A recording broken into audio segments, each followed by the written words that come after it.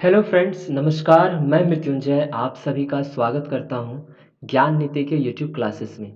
यहाँ हम आपको एसएससी सीजीएल जो एग्ज़ाम होने वाले हैं उसके प्री और एसएससी सीएचएसएल के भी जो एग्ज़ाम नेक्स्ट मंथ से होने वाले हैं उससे रिलेटेड एसएससी सीजीएल में प्रीलिम्स में मैथ्स से पूछे गए क्वेश्चंस का ये सीरीज पढ़ा रहा हूँ, जिसमें अभी तक हम 48 क्लास पढ़ चुके हैं, जिसमें डिफरेंट टाइप्स ऑफ क्वेश्चन लिया है और उसके पैरेलली उससे रिलेटेड और भी कुछ बेसिक कंसेप्ट भी पढ़ने का हमने आपको सिखाया है।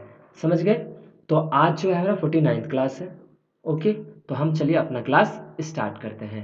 अगर आपको हमारा ये वीडियो अच्छा लग रहा है, हमारा क्लास अच्छा लग रहा है, आप ज़रूर इसे लाइक कीजिए, अपने फ्रेंड्स के बीच में शेयर कीजिए और हमारे चैनल को सब्सक्राइब कीजिए, ताकि आपको यहाँ से जो भी लेटेस्ट अपडेट हो वो आपको लगातार मिलता रहे। तो देखते हैं आज के दिन का पहला क्वेश्चन।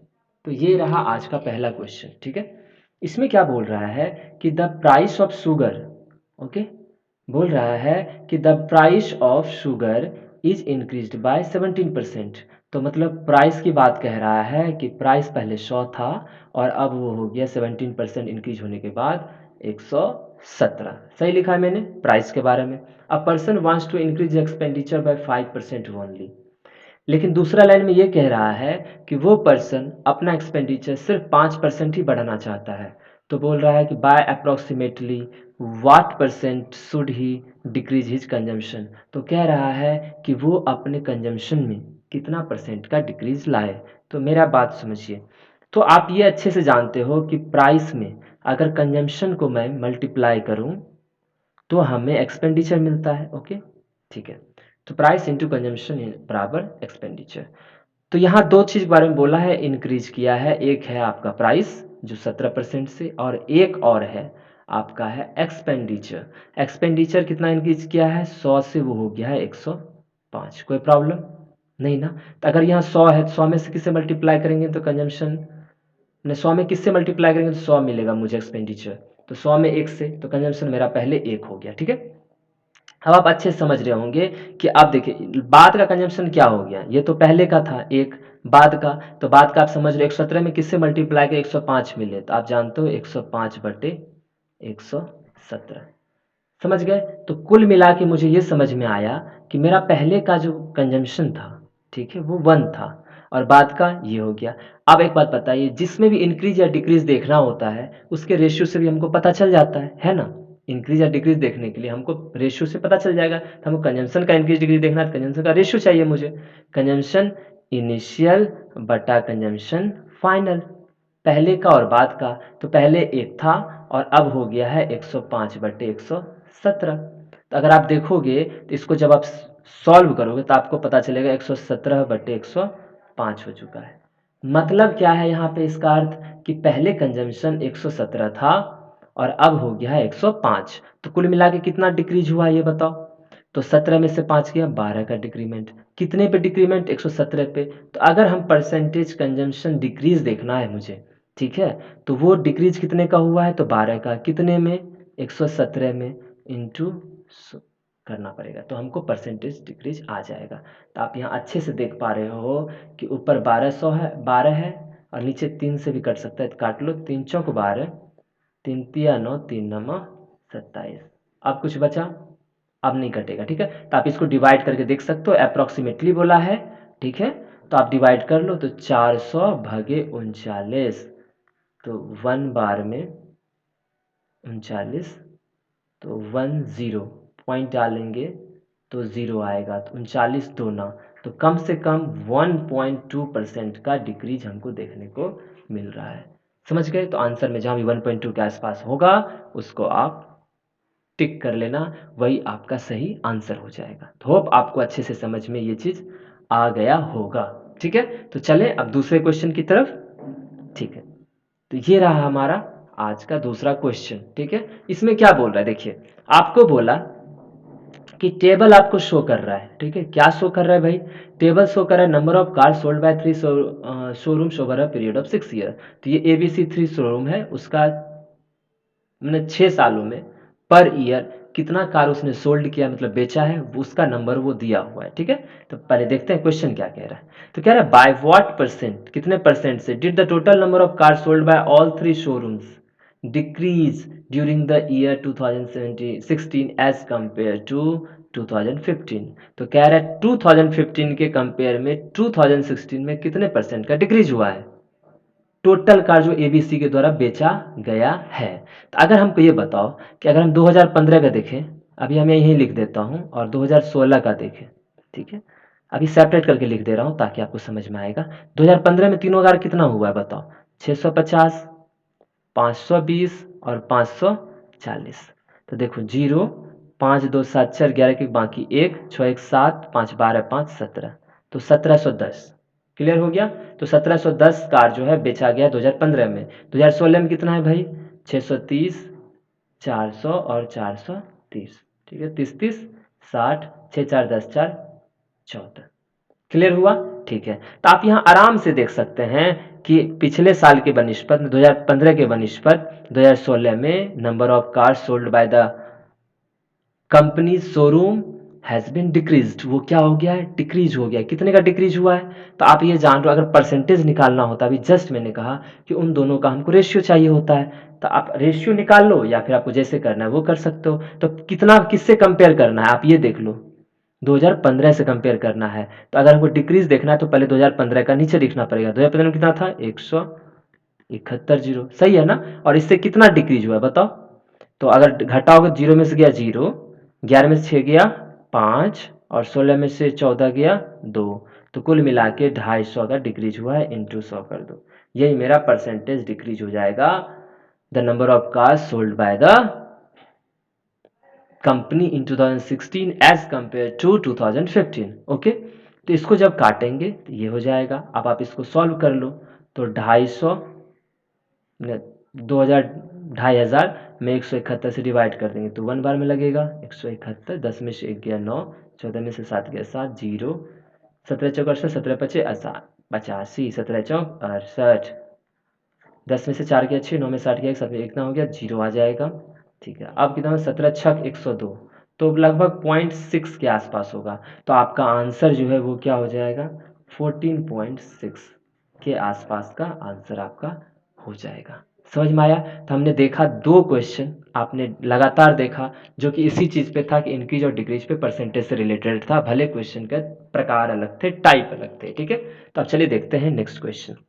ये देखो, आपको ये मैंने कई बार बताया क्या, कि अगर इस तरह का क्वेश्चन दिखता है तो आप डायरेक्ट समझ जाओ, कॉसेक सेक, साइन कॉस और टेन कॉट का दिखे तो किसी को भी 90 में से घटा दो और उसको दूसरे वाले एंगल से बराबर कर दो। तो जब जैसे ये दिखा तो हम देख रहे हैं 2 थीटा, और यहाँ देख रहे हैं तो किसी को भी घटा सकते हैं। तो पहले हम 90 डिग्री माइनस 2 थीटा, किसी एक को घटा दो और उसको बराबर कर दो 3 थीटा माइनस 15 डिग्री। अब क्यों, तो वो आप मेरा सीरीज देखे होंगे तो आपको पहले हम समझा चुके हैं बहुत अच्छे तरीके से क्यों ऐसा होता है, ठीक है। अब देखो, ये 15 इधर आएगा तो 105 डिग्री, ठीक है, 2 थीटा इधर जाएगा तो 5 थीटा, तो थीटा बराबर 21 डिग्री, कोई प्रॉब्लम, तो थीटा क्या आ जाएगा 21 डिग्री। अगर आपको समझ नहीं आ रहा है तो इसको भी घटा के इसके बराबर कर सकते, 2 थीटा बराबर इसको 90 डिग्री में से पूरे को घटा दो, 3 थीटा माइनस 15 को घटाएंगे तो माइनस 3 थीटा प्लस 15 डिग्री, ये भी इधर करोगे तो 5 थीटा बराबर 105 डिग्री, ठीक है। यहाँ से भी थीटा आपको 21 डिग्री आ जाएगा, देख लिया ना। तो ये किस किस कॉम्बिनेशन में रहेगा तो मैं बता दूं, कॉसेक थीटा और शेक थीटा, ठीक है। फिर क्या, टेन थीटा और कॉट थीटा, फिर क्या, फिर रहेगा आपका साइन थीटा और कॉस थीटा। ये तीन कॉम्बिनेशन में अगर दिखे तो आप इसको इसी तरह से बनाना। ओके, तो क्या हम चले अब अगले सवाल पे। होप आपको अभी तक सब कुछ समझ में अच्छे से आ गया होगा, ठीक है। तो ये रहा आपका नेक्स्ट क्वेश्चन। अब यहाँ कहोगे सर कि देखिए क्या दिया हुआ है, पहले वो समझते हैं। आपको ये चीज़ दिया हुआ है कि ये बराबर इतना बटा इतना बराबर 2:3, मतलब इसका इसका रेशियो 2/3 के बराबर है। तो आपको ए बटा बी का रेशियो पूछ रहा है, ए और बी का रेशियो पूछ रहा है। ओके, तो कैसे बनाएंगे, तो आप सिंपल कर लो, 5a minus 3b by 4a minus 2b बराबर 2/3। तो तीन से इसको मल्टीप्लाई कर दो और इससे इसको कर दो, 3 से करेंगे तो इसको कितना हो जाएगा बताइए, 5 तिया 15a, 3 तिया 9b, 2 से करेंगे इसको 4 दूना 8 है माइनस 2 दूना 4b। अब देखो 8 है इधर आएगा तो मतलब अच्छे से लिख देता हूँ, माइनस 8 है 4b प्लस 9b, ठीक है। 15 में 60 गया, 7 ए 9 4 13b। आपको पूछा क्या है, a बटा बी, मतलब 13/7 आ गया ना आंसर, ठीक है। तो इस तरह से आप इसको भी सॉल्व कर सकते हैं और आपका a बटा बी का रेशियो जो भी है वो आपको अच्छे से मिल जाएगा। चले अब अगले क्वेश्चन की तरफ। हाँ, तो ये क्वेश्चन देखते हैं। ये भी आपको प्रीवियस ईयर में, सारा क्वेश्चन प्रीवियस ईयर से लिया गया है, किसी में भी ये नहीं है कि मैंने कहीं और से क्वेश्चन कलेक्ट किया है, ठीक है। सारा क्वेश्चन आप जो भी अभी तक हम सीरीज में पढ़ रहे हैं वो सारा क्वेश्चन आपको प्रीवियस ईयर्स में आए हुए मैथ्स के क्वेश्चन से ही रिलेटेड है। तो चलिए देखते हैं आपको क्या बोल रहा है कि triangle A B C similar है ट्रायंगल एनएलएम के। यहाँ तो पहले आप एकदम समझ जाओ कि इसी को हम यूज़ करने वाले हैं, जहाँ सिमिलरिटी का दिया है उसी को हम यूज़ करेंगे। दूसरा चीज़ क्या बोला देखिए, area triangle A B C और area of triangle L M N, इस दोनों का रेशियो आपको दे दिया, ए बी दे दिया, बी सी दे दिया, ए सी दे दिया और एम एल पूछ रहा है। कुल मिला के हमको एम एल निकालना है, ठीक है। अब एक ही चीज़ बताओ, अगर ए बी सी सिमिलर है एन एल एम के, ठीक है, अगर सिमिलर है तो उससे क्या निकलता है बाहर बताओ। इसका अर्थ होता है कि उसके साइड्स जो है, उनके करस्पॉन्डिंग साइड्स का रेशियो ऑलवेज इक्वल होगा। करस्पॉन्डिंग साइड्स मतलब क्या कहना है कि ए बी अगर यहाँ से लिए हैं तो यहाँ से लेना पड़ेगा एन एल, ठीक है, बराबर बी सी तो यहाँ से लेना पड़ेगा एल एम और ए सी तो यहाँ से लेना पड़ेगा N M, sorry N M. ये समझ में आया अच्छे से, ठीक है। यहाँ से ए बी तो वहाँ से एन एल, बी सी तो एल एम और वहाँ से अगर ए सी तो एन एम। तो ये सारा चीज़ आपका बराबर होगा, लेकिन हमको पहले साइड का रेशियो भी तो पता चले तब तो हम उसको निकाल पाएंगे। क्योंकि देखो एम एल तो हमको बोल रहा है, एम एल निकालने बोल रहा है, तो बी सी भी दिया हुआ होगा ही, बी सी दिया हुआ यहाँ पता है। बट अगर हमको साइड का रेशियो पहले पता चलेगा तब तो, और उसके लिए आपको दे दिया एरिया का रेशियो। और आप अच्छे से जानते हैं कि एरिया का जो रेशियो होता है, मतलब एरिया का रेशियो दो ट्रायंगल के बीच का, ट्रायंगल 1 और ट्रायंगल 2, अगर ट्रायंगल 1 सिमिलर है ट्रायंगल 2 के, तो ये जो है साइड्स 1 बटे साइड 2 के रेशियो के स्क्वायर के बराबर होता है। इतना समझ में आया, ठीक है, उसके स्क्वायर के बराबर होता है। तो आपको पता है यहाँ कितना रेशियो है, 4/9। तो उसके साइड्स का रेशियो में देखना है, साइड 1 बटे साइड 2, इसका यहाँ क्या हो जाएगा स्क्वायर। तो यहाँ से अगर बताओ S1/S2 मतलब साइड 1 बटा साइड 2 बराबर क्या हो जाएगा √4/9 और यहाँ से क्या आ जाएगा 2/3। क्या आ जाएगा 2/3, मतलब हमको पता चल गया कि, हमको क्या पता चल गया कि इन दो ट्रायंगल्स के साइड्स का रेशियो 2/3 है। तो कुल मिलाकर हमको तो यही चाहिए, तो इसका बटे 2/3 हो जाएगा साइड्स का रेशियो के बराबर, ठीक है। तो यहाँ से हो जाएगा बी सी बटा एल एम बराबर 2/3। अब बताओ बी सी कितना है 8, एल एम कितना हो जाएगा, तो 2 चौके 8 तो 3 चौक 12, तो कुल मिला के आपका एल एम का लेंथ कितना हो जाएगा आपको, ये हो जाएगा 12, क्योंकि 2 में 4 से मल्टीप्लाई किया तो 8 आया, 3 में 4 से करेंगे तो 12 आएगा। तो हमारा एल एम बोलो या इसको हम एम एल बोलें, दोनों बात बराबर है। तो इस तरह से आपको अपने क्वेश्चन का जवाब मिल जाएगा, ठीक है।